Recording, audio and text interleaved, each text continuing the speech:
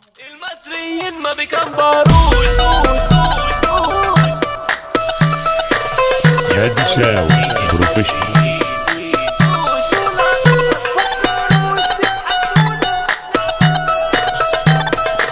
اللي هيفكر يشتم المصريين علوم يلا. المصريين ما بيكبروش، على طول دايما وحوش. هتفكر تعمل بوش عليهم هيديك بالخرطوش. انتوا بتلعبوا بالهكرات شوية نوبات وتقولوا علينا بوتات. لا فوق منك ليه همسك الام واديك هيتشوت.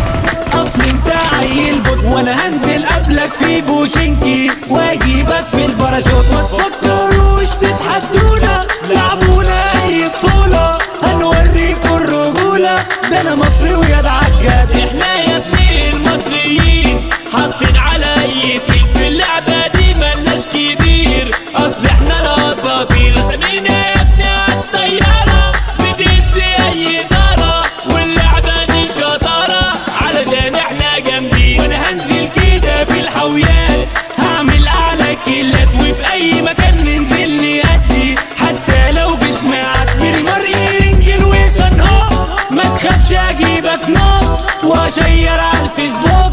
اصل انت عيل بوت. المصريين ملوك اللعبة عشان عليك وصعب. احنا الفراعنة المصريين حاطين على اي تين. الام فوريا تهديك علو بيها وديك وافضل اذل فيك عشان انا جامد طاح. بيقولوا علينا مصري طعمية، دي اكلة مية مية. انا عارف ان احنا حارقينكوا عشان احنا احسن من المصريين. نمبر وان هحدف عليك ستار وفلوتك هفضل الم. ما تفكك مني يا عم.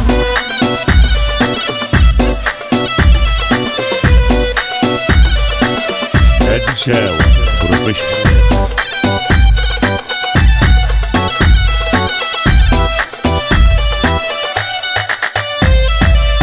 المصريين ما بيكبروش، على طول دايما وحوش. هتفكر تعمل بوش عليهم هيديك بالخرطوش. انتوا بتلعبوا بالهكرات شوية نوبات وتقولوا علينا بوتات. لا فوق منك ليه لو هتفكر تواجهني سنايبر قدامك هبقى مهيبر. هتفكر تواجهني جلوب دايما قيمك هيبوظ. لو عايز يا